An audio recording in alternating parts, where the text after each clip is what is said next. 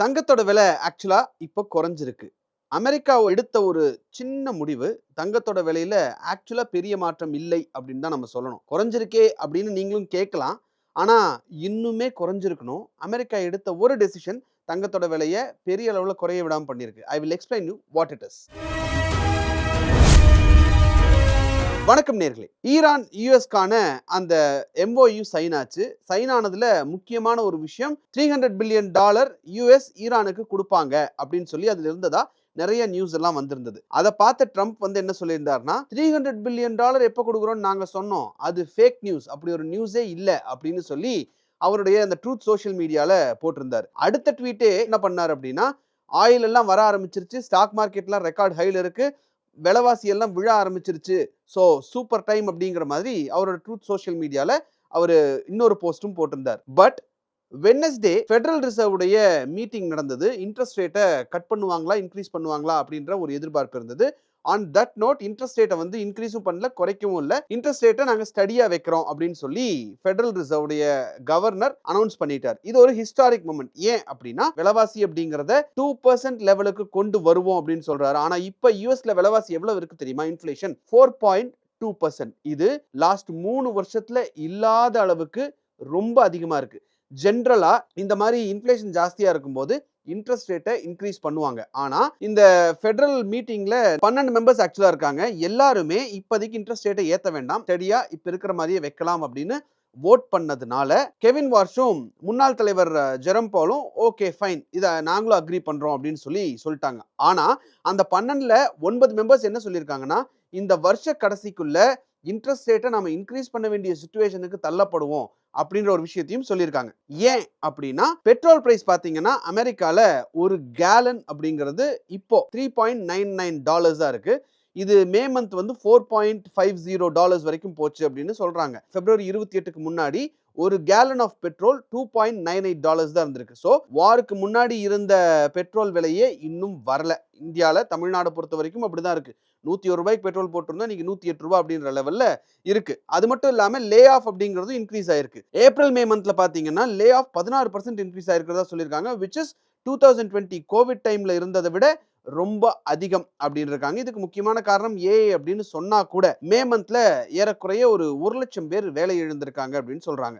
So இப்படி எல்லாம் இந்த பிரச்சனைகள்லாம் இருக்கும்போது விலைவாசி இன்ஃபிளேஷனும் அதிகரிச்சுக்கிட்டே இருக்கு அப்படின்னா, ஃபெடரல் ரிசர்வ் ஆட்டோமேட்டிக்கா இன்ட்ரெஸ்ட் ரேட்டை இன்க்ரீஸ் பண்ணியிருந்தாங்கன்னா கோல்டு பிரைஸ் இன்னுமே விழுந்திருக்கணும். ஏன் அவங்க பண்ணல அப்படிங்கறத தெரிஞ்சுக்கிறதுக்கு முன்னாடி, ஸோ இந்த ஃபெடரல் ரிசர்வ் இன்க்ரீஸ் பண்ணக்கூடிய இன்ட்ரெஸ்ட் ரேட், இன்ஃபிளேஷன், கோல்டு, இந்த மூணுக்கும் என்ன லிங்க் அப்படிங்கறத நம்ம புரிஞ்சுக்கிட்டா இன்னும் ஈஸியா இருக்கும்னு நினைக்கிறேன். இப்போ ஃபெடரல் ரிசர்வ் இன்ட்ரெஸ்ட் ரேட்டை இன்க்ரீஸ் பண்ணியிருந்தாங்க அப்படின்னா, நம்ம வாங்கியிருக்கக்கூடிய லோன்ஸ் எல்லாமே இன்க்ரீஸ் ஆகும். அமெரிக்காவை பொறுத்த வரைக்கும் இங்க ஆர்பிஐ எப்படி ரெப்போ ரேட் இன்க்ரீஸ் பண்ணாங்கன்னா நம்மளுடைய ஹோம் லோன், கார் லோன் எல்லாம் இன்க்ரீஸ் ஆகுதோ, அதே மாதிரி அமெரிக்கால federal reserve interest rate increase பண்ணாங்கன்னா அவங்களுடைய அந்த லோன்ஸ்க்கான இன்ட்ரெஸ்ட் ரேட்டும் இன்க்ரீஸ் ஆகும். ஸோ ஆட்டோமேட்டிக்கா எல்லாரும் கடன் வாங்குறது குறைய ஆரம்பிக்கும். தேவையில்லாம போய் கடன் வாங்க மாட்டாங்க.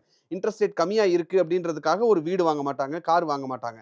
ஸோ அந்த ஒரு சிச்சுவேஷன் வந்தது அப்படின்னா, நான் வீடு வாங்கணும் இல்லை கார் வாங்கணும்னு நினைச்சிட்டு இருக்கேன்னு வைங்களேன், இன்ட்ரெஸ்ட் ரேட் ஜாஸ்தியா இருக்கு அப்படின்னு நான் அந்த டெசிஷனை தள்ளி போட ஆரம்பிப்பேன். அதே மாதிரி பிஸ்னஸ் லோனுமே எக்ஸ்பென்சிவ் ஆகும் அப்படிங்கிறதுனால கம்பெனிஸும் அவங்களுடைய எக்ஸ்பேன்ஷனை குறைச்சு இப்போ என்ன சிச்சுவேஷன்ல இருக்காங்களோ அதை அப்படியே மெயின்டைன் பண்றதுக்கு பார்ப்பாங்க.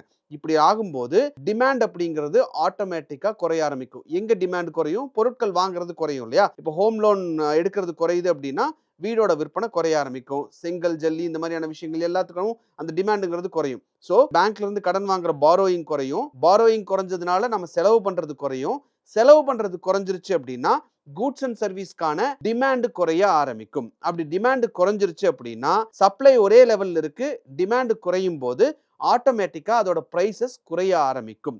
இதுதான் இந்த இன்ட்ரெஸ்ட் ரேட்டை ஏத்தி இறக்கிறதுக்கு பின்னாடி இருக்கக்கூடிய ஆக்சுவல் பாயிண்ட். ஸோ இன்ட்ரெஸ்ட் ரேட்டை ஏத்திட்டாங்கன்னா தேவையில்லாம யாரும் கடன் வாங்கி அதிகமா செலவு பண்ண மாட்டாங்க.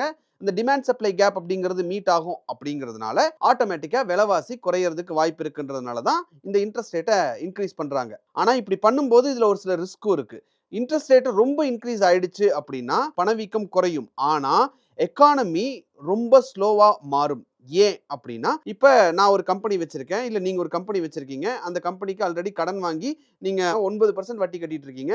இன்ட்ரெஸ்ட் ரேட் இன்கிரீஸ் பண்ணிட்டாங்கன்னா, அது ஒரு 11% ஆயிடுச்சுன்னு வைங்களேன். நீங்க 2% அதிகமா வட்டி கட்ட வேண்டிய சிச்சுவேஷன் வரும். அப்போ உங்க கம்பெனிக்கான செலவுங்கிறது ஜாஸ்தியாகும். வட்டியிலேயே செலவு ஜாஸ்தியாகும். அப்ப நாம என்ன பண்ணுவோம்? அந்த செலவ வேற எங்கேயாவது கட் பண்ணணும்னு நினைப்போம். கட் பண்ண நினைக்கும்போது வேலை வாய்ப்புகள குறைக்க நினைப்போம். 2 பேர் பார்க்க வேண்டிய வேலைய ஒருத்தர் பார்த்தா என்னன்னு ஒருத்தருக்கு வேலை போறதுக்கு வாய்ப்பு இருக்கு.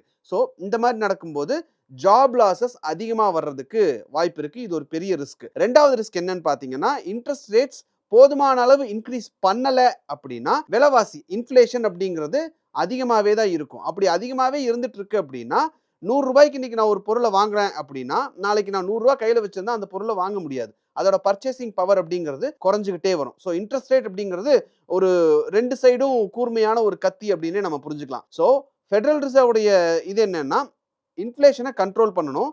குரோத்தையும் குறைக்காம இருக்கணும் அப்படிங்கிறது தான். இது 2யும் ஆக்சுவலா அவங்க கம்ப்ளீட்டா பேலன்ஸ் பண்ண வேண்டிய சிச்சுவேஷன்ல இருக்காங்க.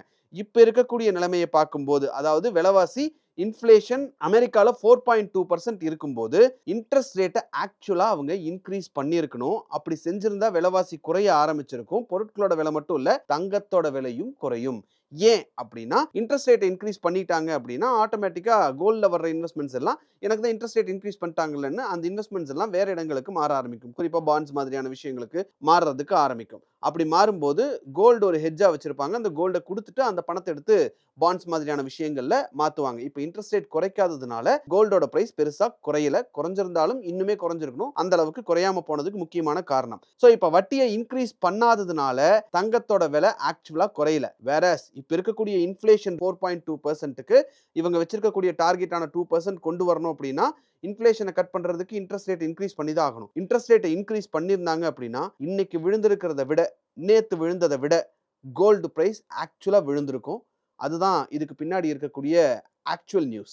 சோ அமெரிக்கால இன்ஃப்ளேஷன் ரொம்ப ஜாஸ்தியா இருக்கு. என்னைக்குனாலும் அவங்க இன்ட்ரெஸ்ட் ரேட்டை இன்கிரீஸ் பண்ண வேண்டிய ஒரு சிச்சுவேஷன் தான் இருக்கு. அது பண்ணாம அவங்களால இந்த விலைவாசியை குறைக்கிறதுங்கிறது ரொம்ப கஷ்டம். ஏன்னா இந்த ஈரான் யுஎஸ் வார் அப்படிங்கிறது முடிஞ்சிருக்கு அப்படின்னு சொல்றாங்க. பட் அதுக்கான எந்த வழியில அது போகுது அப்படிங்கிறதுக்கான கிளாரிட்டி இன்னுமே இல்லை அப்படிங்கிறதுனால இன்ட்ரெஸ்ட் ரேட்டை ஏத்த ஆரம்பிச்சாங்க அப்படின்னா கோல்டோட பிரைஸ் குறையறதுக்கு தான் வாய்ப்புகள் இருக்கு. இன்ட்ரெஸ்ட் ரேட்டை ஏத்தாம அமெரிக்கா அவங்களுடைய விலைவாசியை கட்டுக்குள் கொண்டு வர்றது அப்படிங்கிறதுக்கு வேற ஆப்ஷன் இல்ல அப்படின்னு தான் தோணுது. சோ இந்த வீடியோ உங்களுக்கு இன்ஃபர்மேட்டிவா இருக்குன்னு நீங்க யோசிச்சீங்கன்னா, இந்த வீடியோவை ஸ்கூல் ஸ்டூடண்ட்ஸ் அண்ட் காலேஜ் ஸ்டூடண்ட்ஸ்க்கு தயவு செஞ்சு ஃபார்வர்ட் பண்ணுங்க. Let them know what is happening in the world. and இந்த வீடியோ உங்களுக்கு பிடிச்சிருந்ததுன்னா இந்த வீடியோவை லைக் பண்ணுங்க, ஷேர் பண்ணுங்க, கமெண்ட் பண்ணுங்க, சப்ஸ்கிரைப் பண்ணுங்க. Thank you. எல்லாருக்கும் வணக்கம். குழந்தைங்களுக்காக ஃபைனான்ஷியல் லிட்ரஸி மணி ஃபார் நத்திங்னு 2வது பார்ட். அண்ட் இதுல வந்து செக் எழுதுறது எப்படி, டெபாசிட் எழுதுறது எப்படி, பணம் எப்படி வந்தது, பார்ட்டர்லேருந்து டிமானிட்டைசேஷன் வரைக்கும் எல்லாத்தையும் கவர் பண்ணியிருக்கோம். உங்க குழந்தைங்க அப் டு ஏஜ் 10, 12க்கு ரொம்ப யூஸ்ஃபுல்லா இருக்கும்.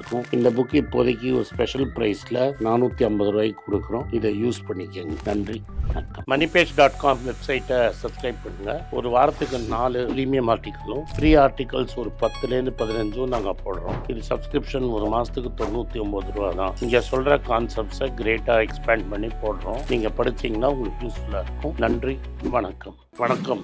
குழந்தைங்களுக்காக ஒரு புஸ்தகம் லான்ச் பண்ணோம். அது ரொம்ப சக்ஸஸ்ஃபுல்லாக இருக்குது. யாருக்கெல்லாம் அந்த புஸ்தகம் போகணுமோ எங்கள் டீமுக்கு கான்டாக்ட் பண்ணுங்கள். கீழே இருக்கிற நம்பர்லேயும் வெப்சைட்லேயும் கான்டாக்ட் பண்ணிங்கன்னா உங்களுக்கு அந்த புஸ்தகத்தை நீங்கள் வாங்கிக்கலாம். மற்ற எங்கள் புஸ்தகமும் அவைலபிள். எங்கள் வெப்சைட் மூலமாகவும் வாங்கலாம். கீழே இருக்கிற வாட்ஸ்அப் நம்பர்லேயும் மெசேஜ் அனுப்பலாம். நன்றி, வணக்கம்.